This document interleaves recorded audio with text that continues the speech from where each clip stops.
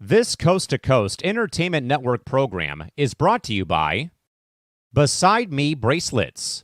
Our bracelets are handmade for any occasion. Use the promo code Coast to Coast for 15% off. Visit their website at besideme.com. Suzanne's Paparazzi Jewelry. With 24-hour shopping available, use the code 160920 and show her some love, like she showed us.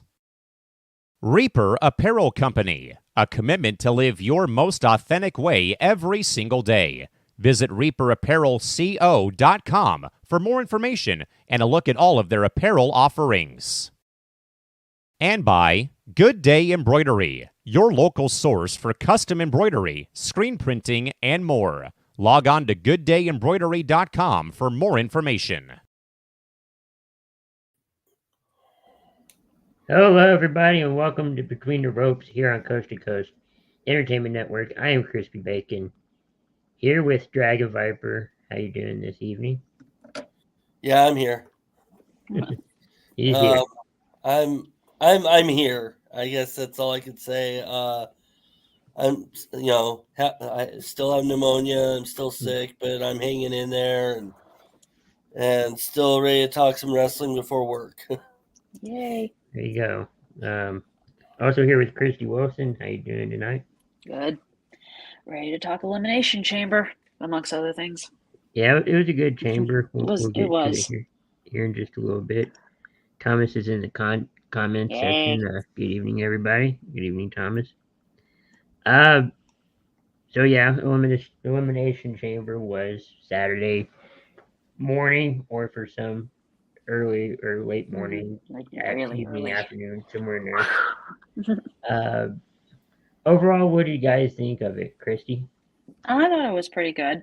It was on super early in the morning here in the States, and yeah. I did watch the replay because I pretty much slept through it because, it's too early in the morning for me. Right. Yeah, the good thing Peacock had the replay available, so I could watch it when I woke up. That was good. It was. That is the consolation, I guess. Yeah. Dragon Viper. I thought it was pretty good. I'm sure we'll get into the kind of upsetting parts here soon, but yeah. I was overall good with that chamber. Which parts were upsetting? Well, the way McIntyre won his match. Yes, I figured that was the one of them. And there's a few things, but like I said, we'll discuss it. But yeah, that was one of the things that was kind of upsetting. Yeah, I can see that. But let's get into the card. There's four matches, but you could say 5 if you want to count the kickoff match, which was announced the day before. Right. I was like, whoa, hold on a minute there. And it's kind of spur of the moment, isn't it? It was. Yeah. I kind of understood that, but we also kind of knew. I put it in a chat as a prediction, but we kind of knew how that match would go too. It didn't matter really. No. Asuka and Kairi Sane retain those tag titles. So I think every champ is going to keep on to their title until Mania. Yeah, I think that's when a lot of these titles are going to be dropped, is at Mania. Yeah. Because maybe, I don't know, one, maybe. We'll get to it later. Yeah. Thomas is saying, I thought Elimination Chamber was a good show. Mm-hmm. Everyone worked really hard and did great. I agree with that. I do too. Everybody did do good, especially for the women's chamber match. Naomi and Becky Lynch started things off in the match. Mm-hmm. Yep. We didn't really get an elimination until the third round when Liv Morgan got into the match. Mm-hmm. Started wrecking havoc.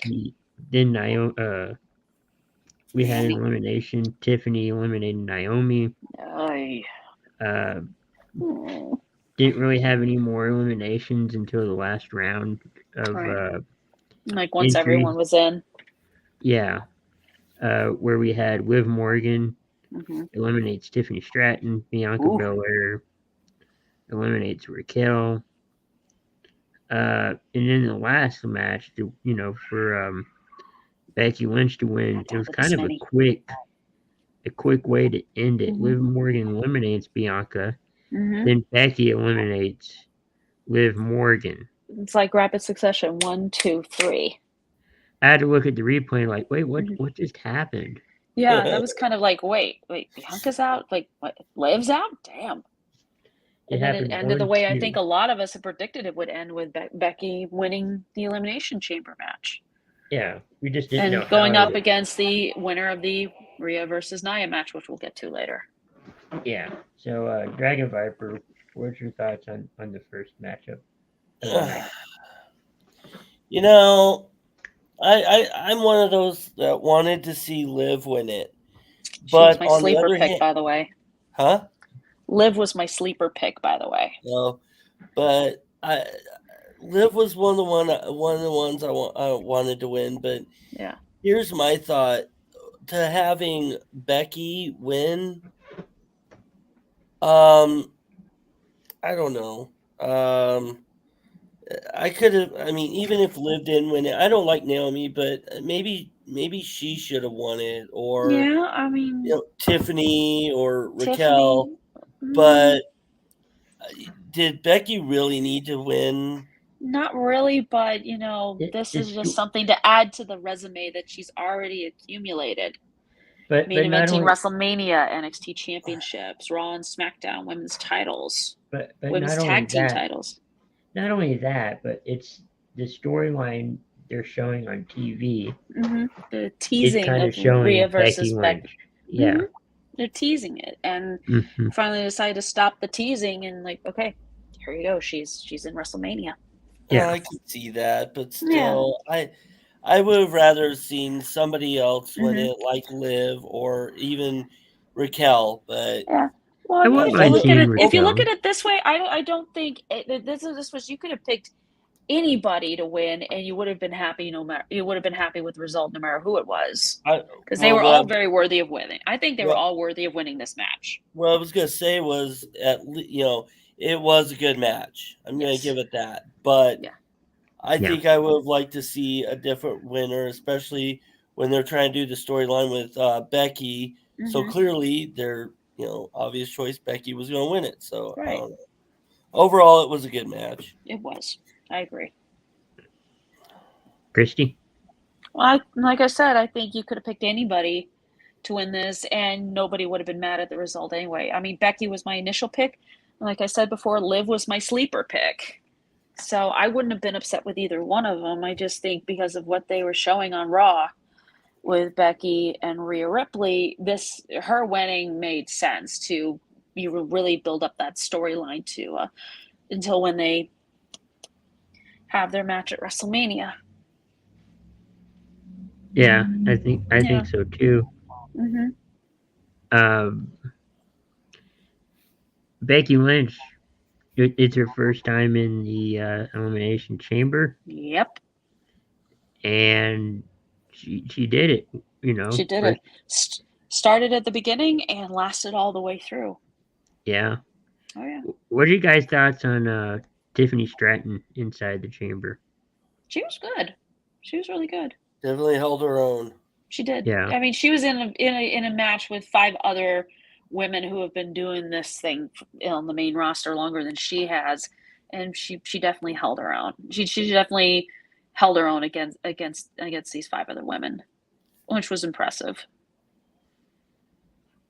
I still don't like the fact she's like a human Barbie doll, but oh well. Right. That's why every time I see her, I'm thinking, I'm a Barbie girl. Oh God. I know. It's bad. It's really bad. Yeah. And I wouldn't mind seeing Raquel, win it too.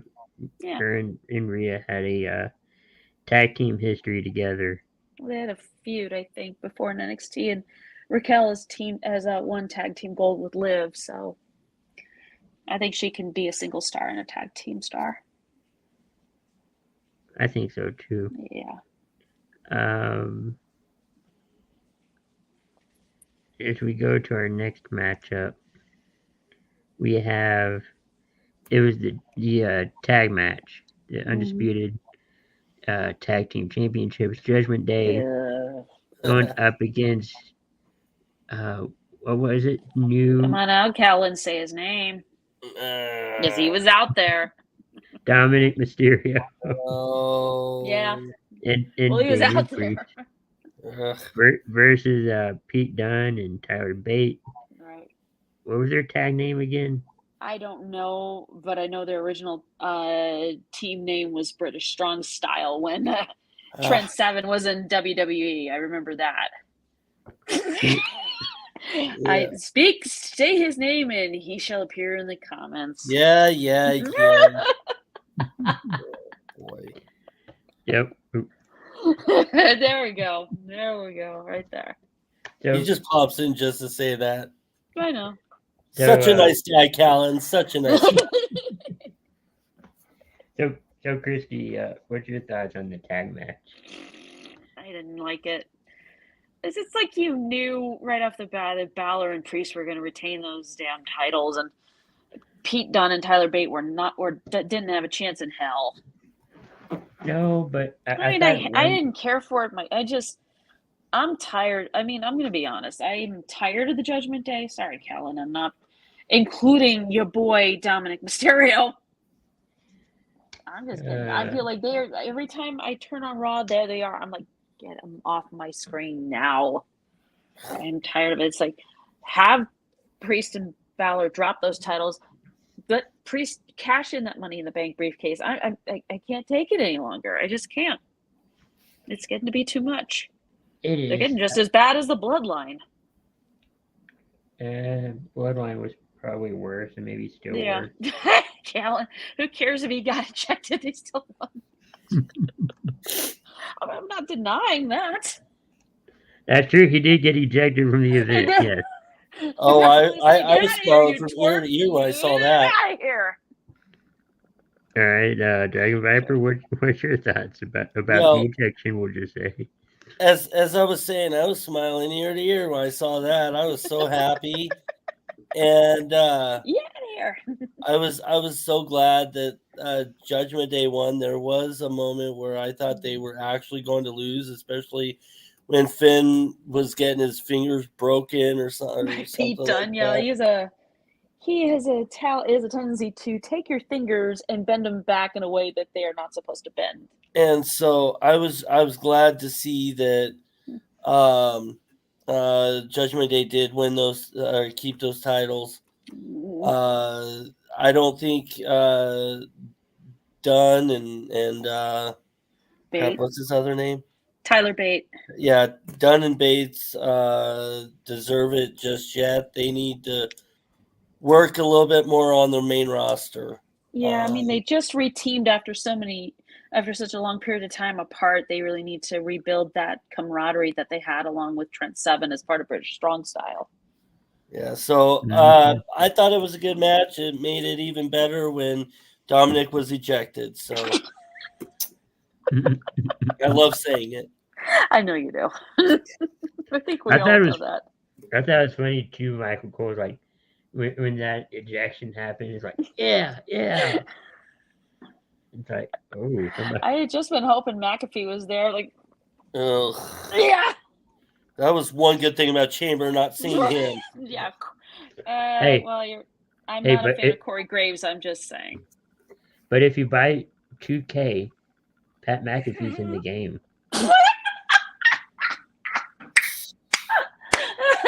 We think it just ruined it. And I was like, McAfee's in it. Nope, pass. And his whole squad's in there from the Pat McAfee show. Oh, you're in let's see. I forget who, but whoever's on there. I'm trying to remember. Yeah, I know we have one former Packer who's his co-host. I think. KJ Hart. Yeah, AJ Hawk and JJ Watts, I think, is also part of the show. He might be. I don't watch it all the time because it usually comes on YouTube when I'm working, so I don't always have a moment to even catch a glimpse of it. Yeah.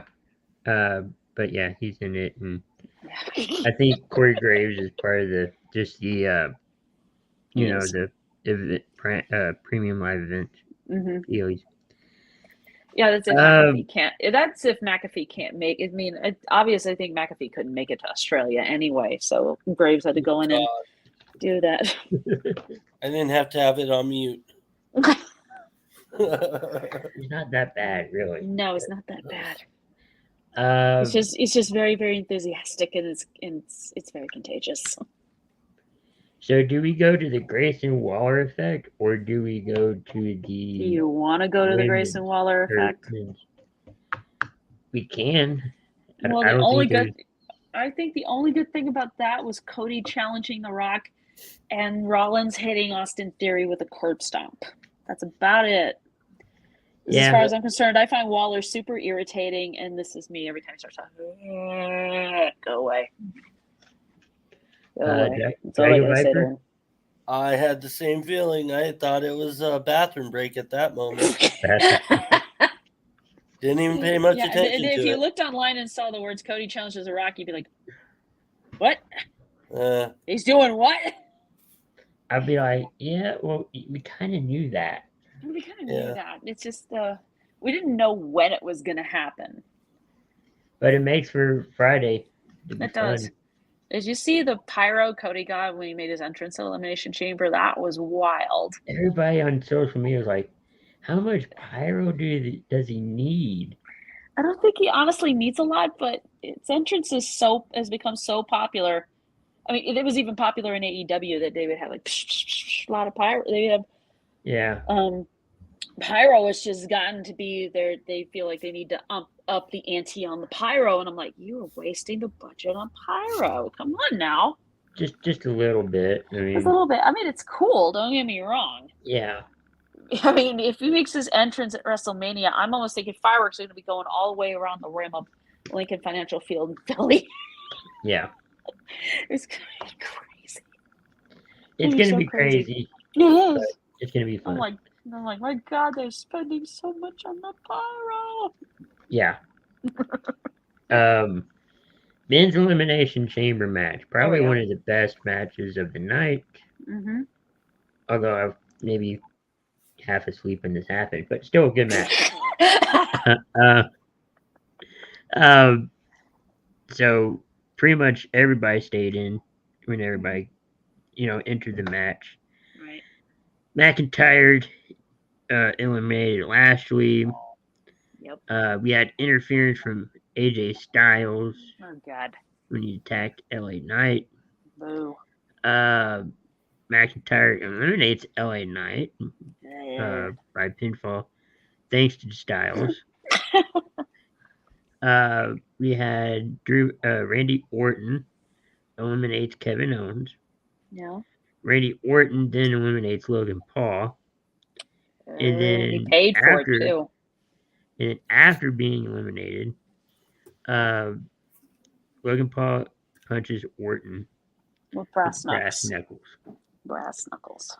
Yeah. That's not And we know who ended up winning that match. Mm-hmm. But overall, what do you guys think, Christy? Would have been happier had McIntyre won this match clean instead of Logan Paul pulling out the brass knucks and knocking Orton out. I didn't like that part, but I mean, it's what I think everyone predicted it was going to be. It was going to be McIntyre, and it looks like he's going to be facing Seth Rollins for that World Heavyweight title at WrestleMania. Yeah. But like I said, I would have been more satisfied with the match if McIntyre had won clean. Well, technically he did. I mean, it can't happen that way all the time, but technically, McIntyre did win clean because he didn't. Well, he had unfortunately a little bit of help from Logan Paul and the brass knucks. Yeah, but he didn't do anything per se. No. Right? Him in general. Mm-hmm. But Dragon Viper, what's your thoughts? Well, there were a couple moments I enjoyed, like Bobby Lashley spearing Logan Paul and the fans were chanting, "Thank you, Bobby."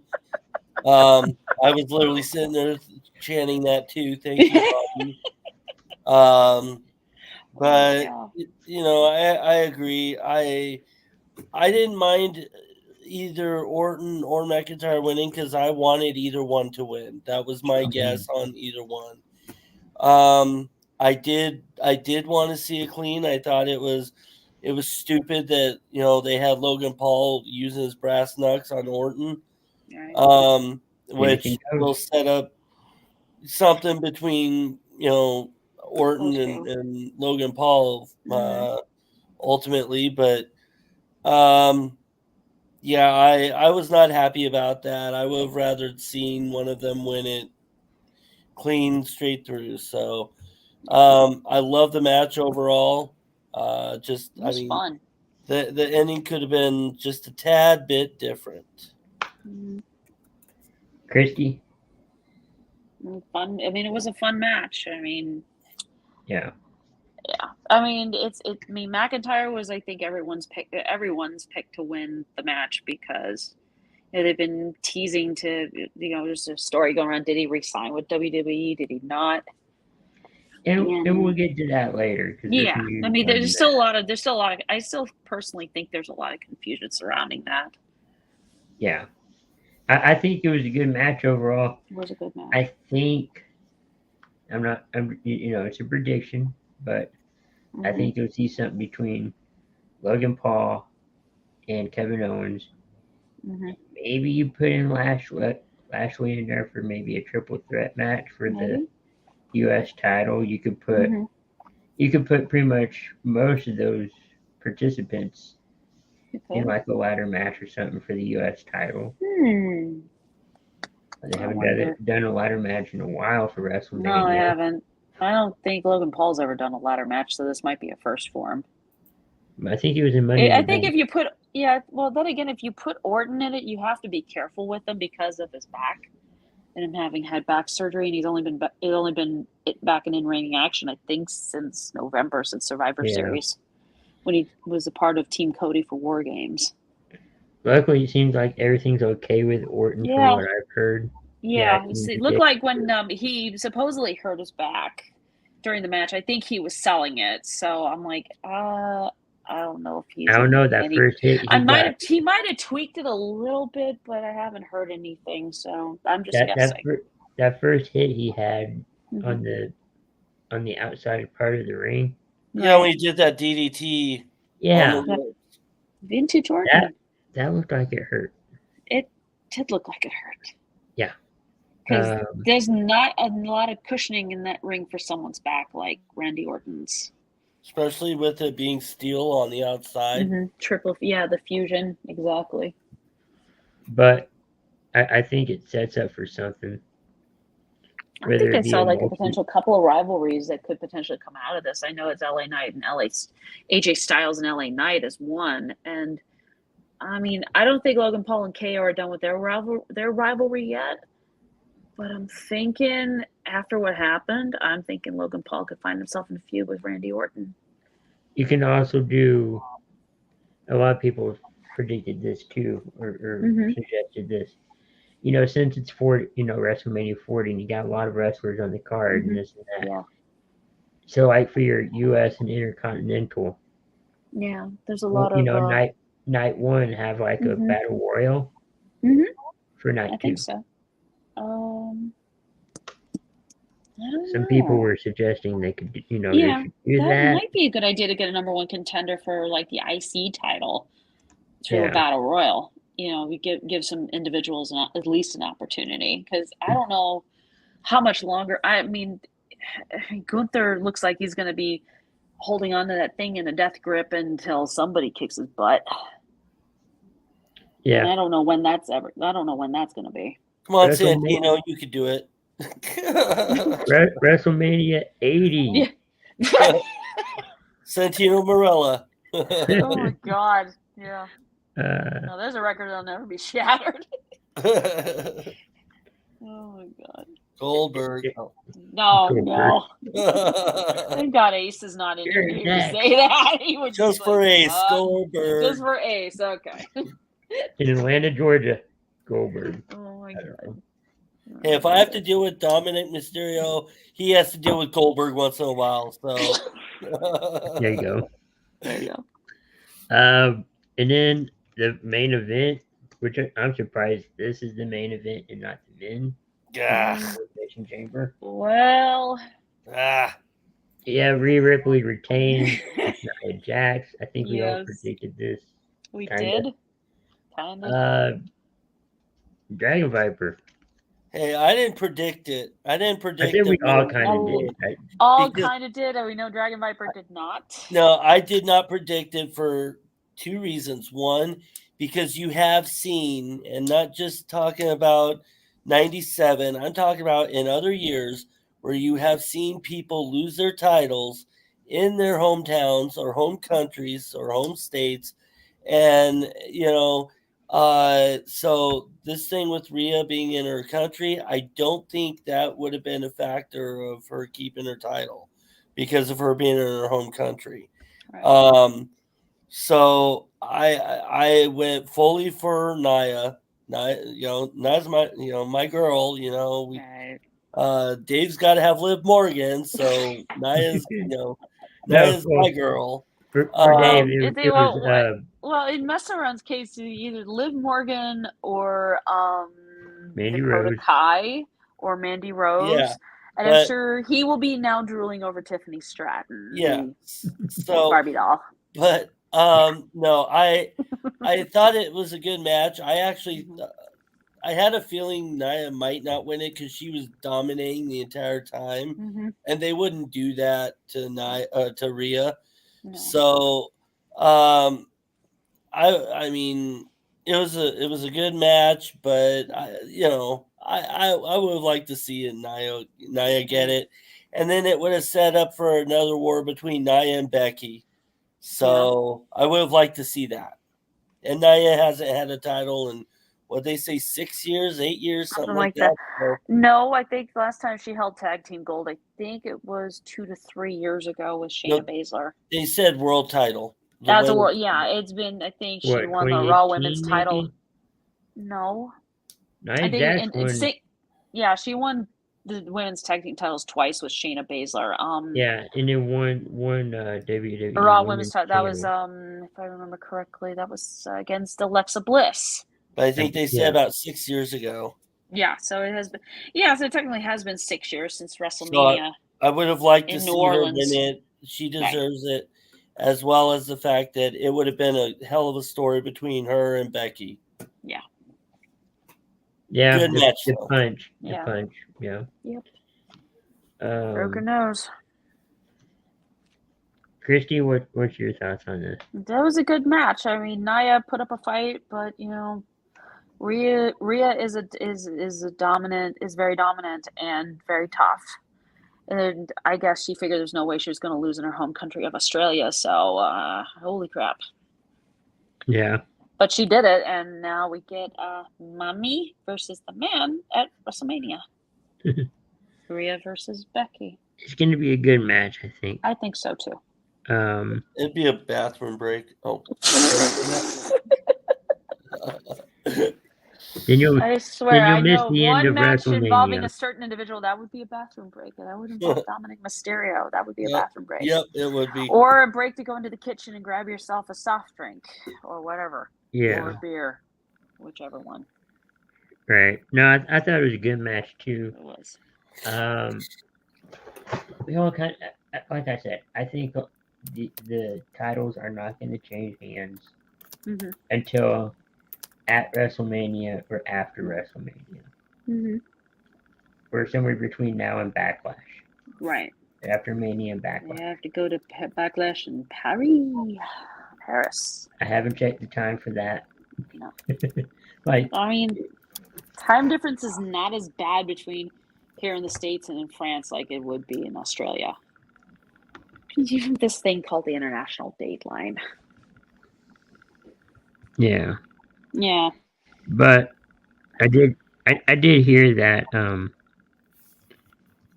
they are open, or not open, but Australia put out an invitation for another event. Ooh. And talk like I don't know when. they're talking about like should it be WrestleMania or should it be like I don't know Money in the Bank, like what or maybe do Survivor Series and like maybe I don't know Sydney, Australia, because I think they've done a WWE pay-per-view or premium live event in Australia before Elimination Chamber. Yeah, in 28. Because like Super Showdown, I think it was in Melbourne, Australia. Yeah. Yeah, it was in 2018. It would be fun to see another WWE the premium live event in Australia. That would be fun. So 7 p.m. in France would be 12 o'clock my time. It'd be about 11 a.m. my time, so I could deal with that. It would be like watching Crown Jewel. Wow. Like that. Wow. No, I mean like time-wise. Time-wise. I mean, I got up to watch AEW's All In back in August when it was in London, and that was at like 3 in the afternoon over there, and I think it was like 11 over here. No, I think 3 or 4, and it was about 11 a.m. where I live, Mountain Standard Time. Right. Yeah. A whole different thing now. Speaking of AEW, I know we don't talk about it, but it's WWE related in a way. Right. Sting's last appearance on Dynamite. As I believe the pay-per-view is this Saturday or Sunday? Saturday. Revolution is Saturday. So this will be his final appearance. Oh, sorry. I like Sting. What's y'all's favorite memory of Sting as a wrestler? Christy? I don't have that many. I remember him in WCW when he was the Crow. I don't remember Surfer Sting. I wasn't watching at that point, but when I saw him in WWC Monday Nitro and he had like the white and black face paint, I'm like, what the hell is this? And then I started thinking, he's cool. And then he's in WWE going up against Triple H, and I was sad that he lost. Right. But I have to say, my favorite memory of Sting overall when he debuted in AEW. He comes out. It looks like the snow's falling in the arena.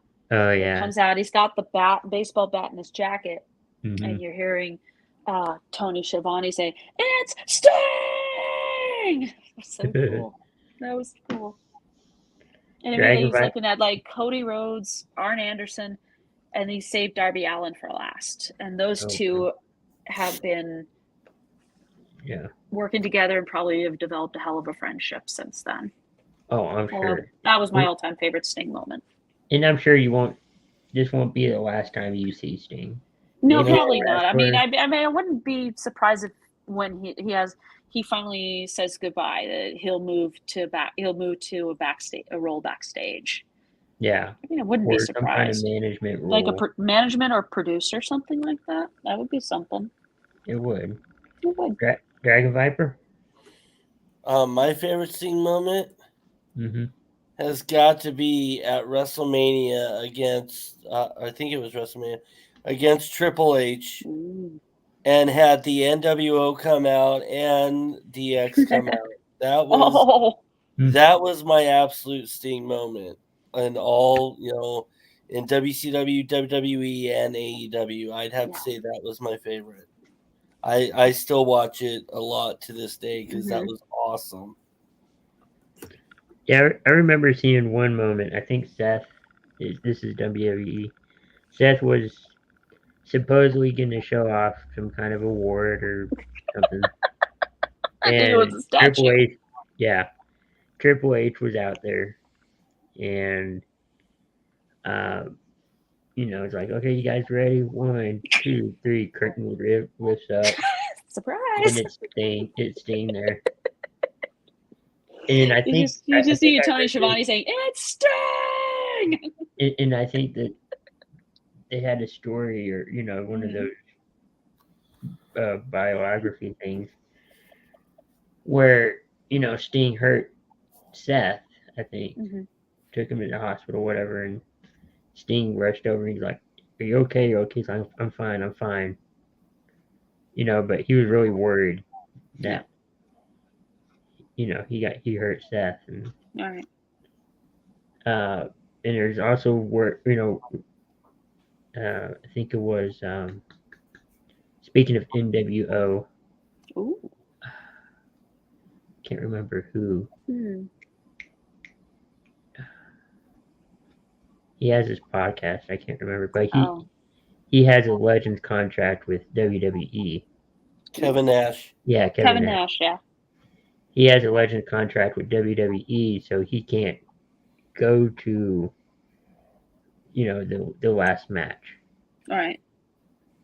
He said I'm sure he feels really horrible about that because he wants to witness his friend have one more match before stepping away.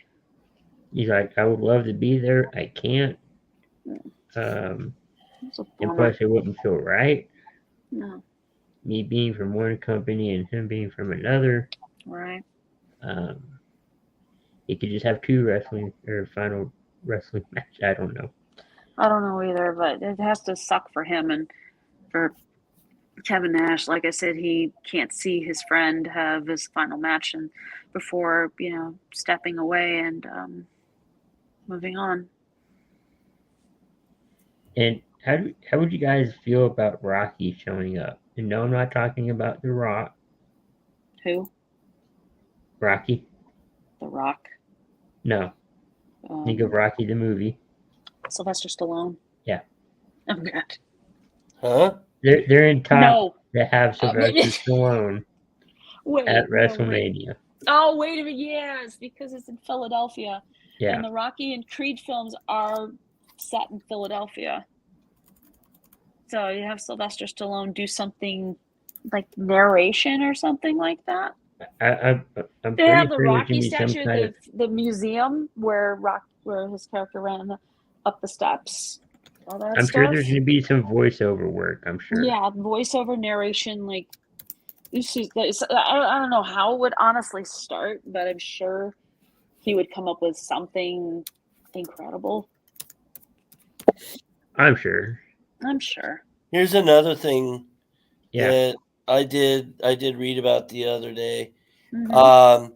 So somebody in AEW is angry because of the fact that Randy Orton ended up beating Chris Jericho's record and being the most to be in the Elimination Chamber. So I honestly wouldn't read too much into that because I'm sure Jericho couldn't. Jericho's like, bravo.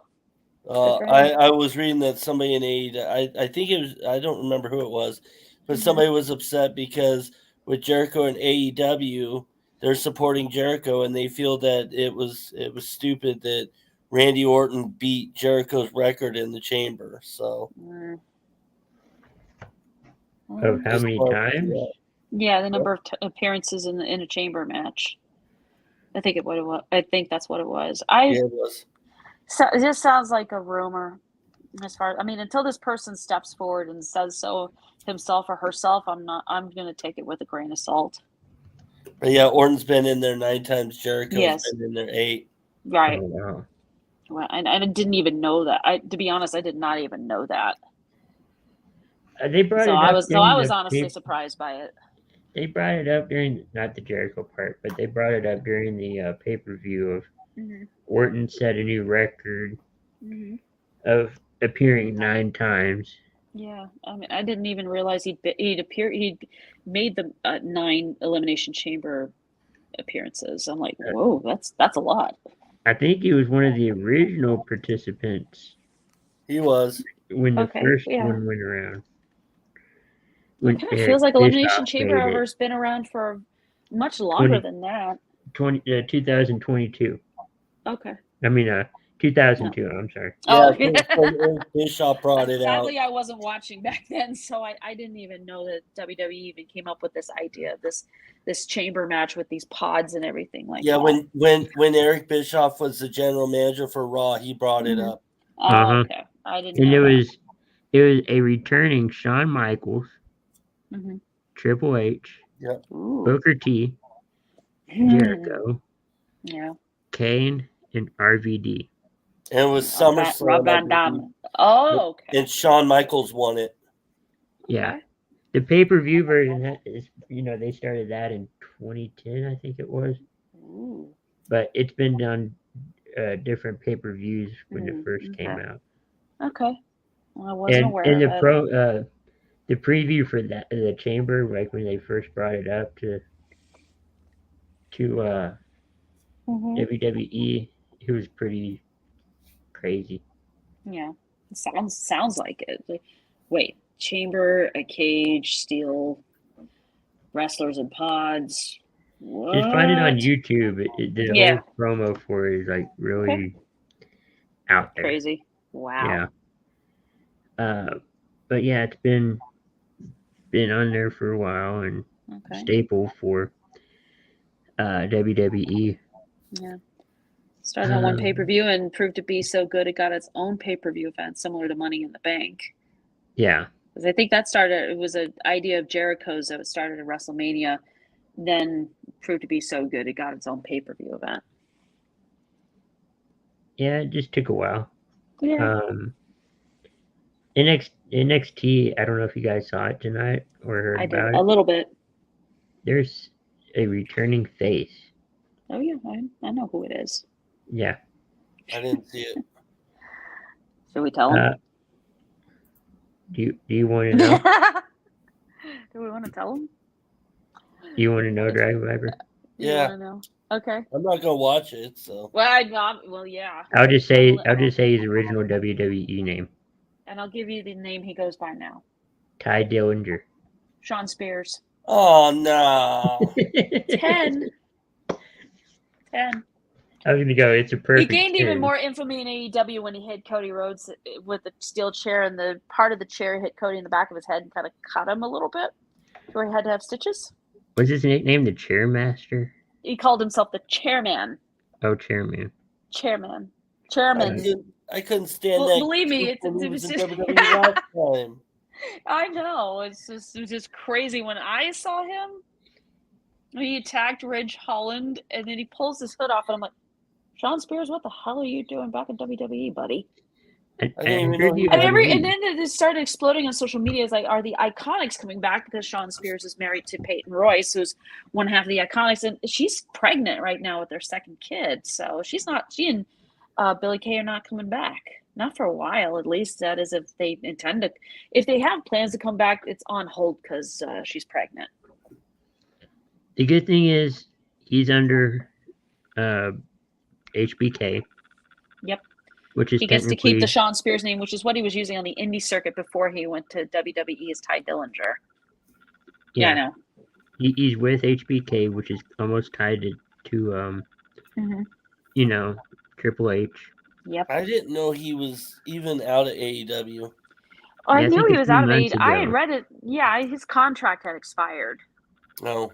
And Tony Khan, wished him well in whatever it was he decided to do next. I honestly thought, in Sean Spears' case, I thought he was going to end up in like TNA, and now I'm kind of glad he didn't because of the mess that company's in right now. Yeah, it started out so strong. It did. Then they fired their president, Scott D'Amore. Yeah, that was a shocker. For no reason. No reason. He even wanted to buy the company from Anthem Sports and Entertainment. Not. And now some wrestlers, they've been posting like Jordan Grace, Tommy Dreamer, and others are posting little hourglass emojis, kind of like Karrion Kross he uses when he says using TikTok. So they're saying, "Hey, Anthem, time's running out." So now there's a possible fear going around the TNA roster is going to go on strike. Dang. Yeah, I know. It's a lot of them are there, according to some interviews I've seen. A lot of them have said the reason why they decided to sign with TNA was because of Scott D'Amore.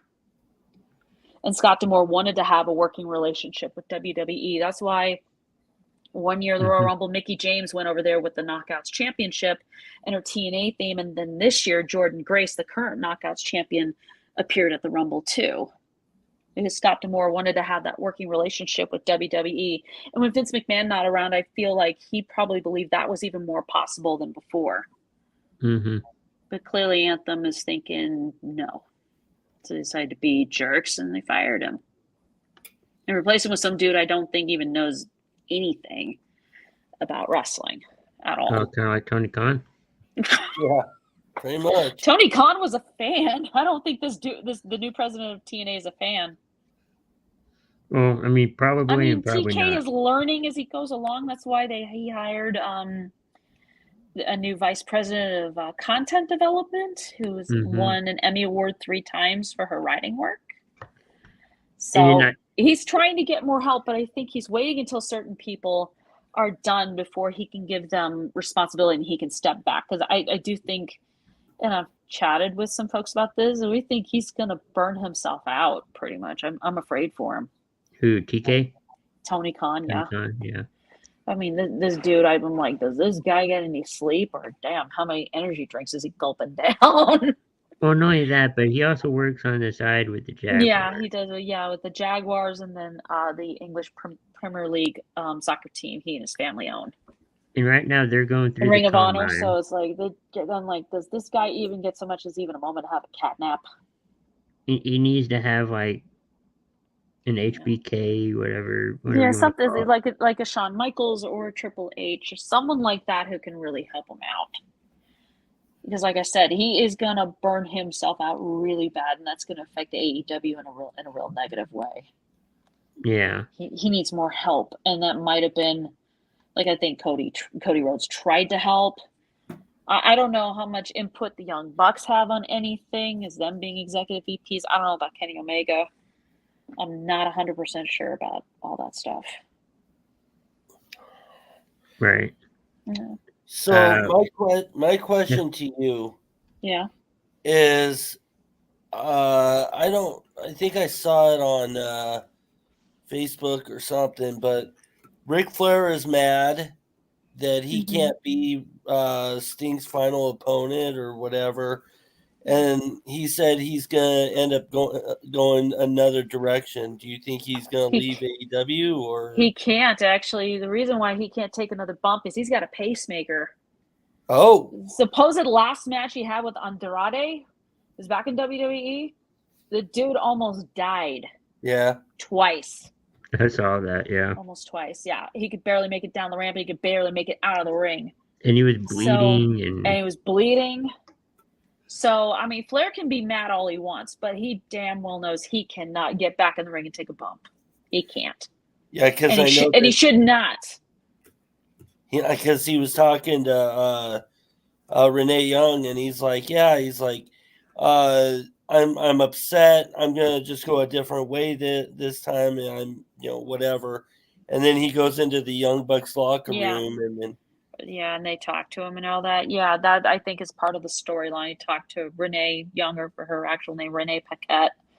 And then he went to the Young Bucks and chatted with them for a little bit. Comes back with a, excuse my language, shit-eating grin on his face. Huh. I watched the segment. I'm like, what are you smiling about, old man? Yeah, I didn't see that part. Yeah, I did. But as far as I'm concerned, I mean, Flair can't go in the ring anyway. Like I said, he's got a pacemaker, and the dude almost died.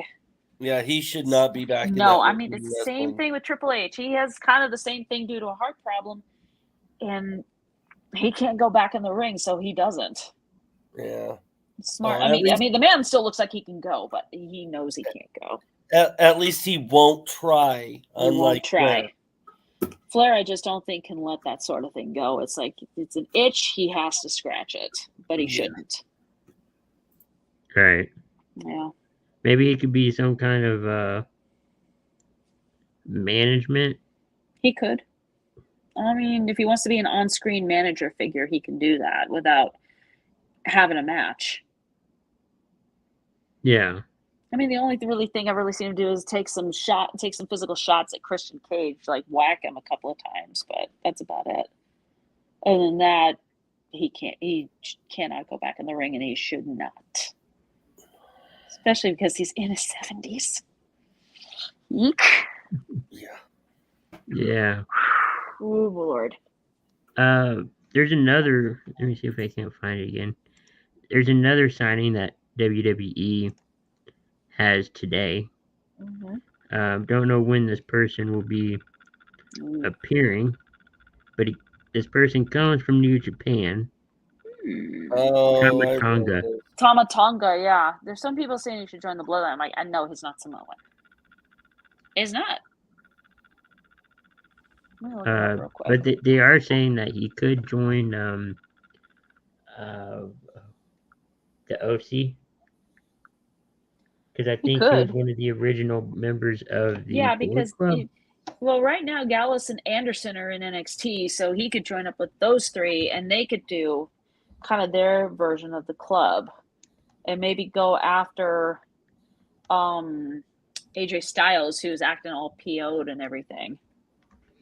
Yeah, Tama Tonga. He's a Tongan American. He's Tonga, the country of Tonga. Yeah, so he's not Samoan, but he's done incredible stuff. Mm-hmm. He's worked in New Japan. He's even worked in Mexico. I'm reading this off of Wikipedia, by the way. I'm on Wikipedia too. Yeah, I know. It's great. World Extreme Wrestling, Puerto Rico, New Japan, CMLL with Mexican promotion. You formed Bullet Club, and then there was another faction he was a part of called the Guerrillas of Destiny. Right. So, yeah. And he was part of the he was in the G1 Climax, is one of the toughest wrestling tournaments out there. I've heard that is a tough.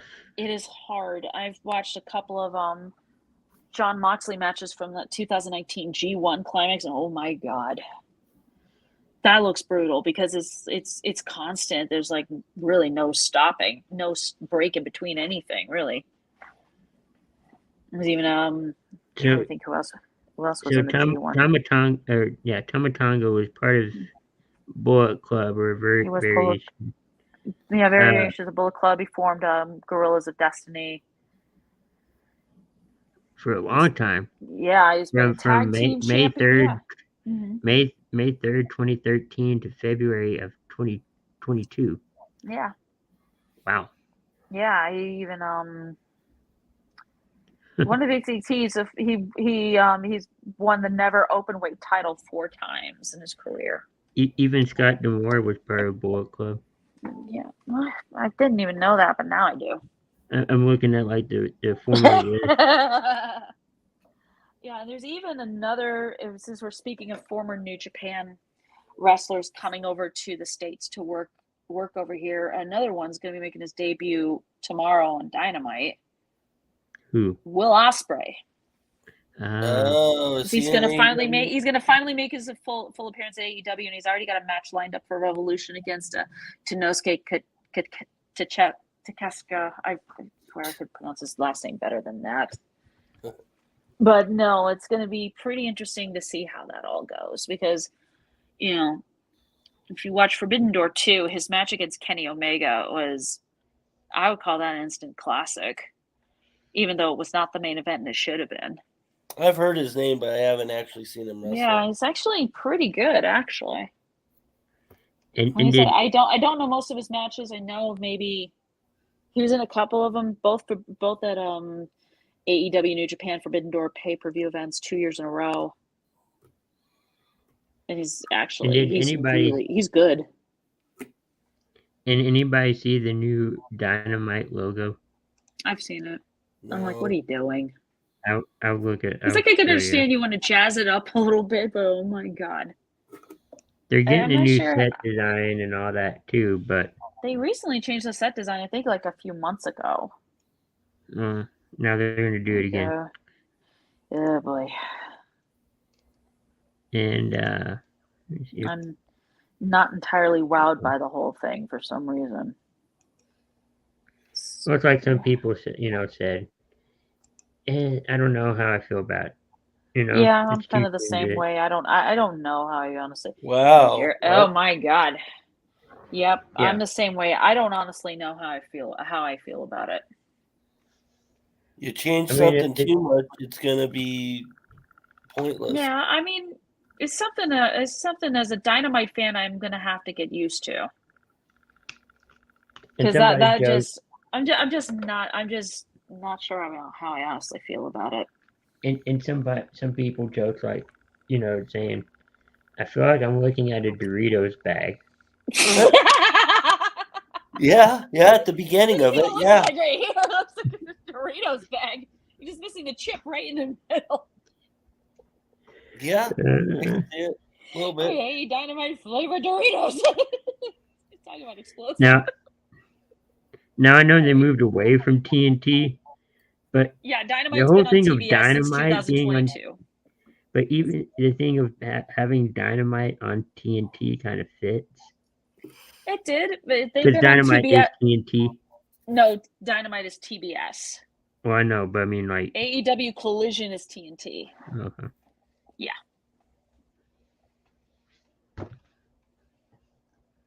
Almost feels like the same. I don't. Yeah. Well, they're owned by the same company. They're owned by Warner Brothers Discovery, which is the same company. So. Yeah. Yeah. But that's all I got for news and stuff. Yeah. And anybody have something? No, besides the fact that AEW did announce their March 13th episode of Dynamite, I think it's going to be called Big Business. And it's going to be in Boston. Oh wow! I mean, a certain someone who used to wear these shades might be showing up. Yeah, maybe we'll see. Maybe. We'll see if she does. A lot of talk, but it's still a lot of talk. I mean, I keep hearing stories like she's already there. She's already filmed some content. I'm like, okay, give me some video or something to at least give me a clue. And she's that Mercedes Moné is gonna show up. Other than that, or do like little hints. You know, like little hints. Like Sean did. Spears when nobody knew Sean Spears was going to show up in NXT. They're showing videos with like phrases and everything. No, but like WWE had the White Rabbit, right? Or Bray Wyatt. They would make references to about CM Punk. Mm-hmm. Best in the world. I think they would say that. Right. Mm-hmm. Or just lay out hints like little hints here and there. Yeah, boss time. Well, when AEW did the Big Business sort of promo thing, they didn't hide the fact they had the word Boston spelled BOSSTON, and the S's had the dollar signs. Right. So it made you realize, oh, I think I know. But is this just a swerve to get people watching? It could be. I mean, I honestly thought that she would show up at Full Gear because it was going to be in LA. It was Hollywood. Why not? And then I thought, well, what about World's End? And that didn't happen. I don't think a Revolution. I wish, but no. Well, I mean, Big Business makes sense because she grew up in Boston, so it would make sense. Yeah. We have her come out to hometown crowd, pretty much. No. That's an idea at least. So as we close out, any final thoughts, Dragon Viper? Thank you to those who were able to watch. I think there was kind of a glitch on it might have been loading up the videos, but for those who have watched and who will watch, thank you for watching. And I hope everybody has a good night. Christy? Well, thanks for everyone for watching, and just be on the lookout for more C2C content. And we are continuing the road to WrestleMania. We are continuing the road to WrestleMania. We are. We're just going to call it now 39 days till Mania. 40 days today, but by the time the show ends, it'll probably be 39. Till WrestleMania. Thank you everyone for watching, tuning in. If you weren't able to watch it, or if it doesn't post, we'll find a way to post it up on here, and you can get it there. But we will be back for another edition of Between the Ropes. Thanks everyone for watching and tuning in. Hope you guys have a great rest of your week, and we'll see you guys next time.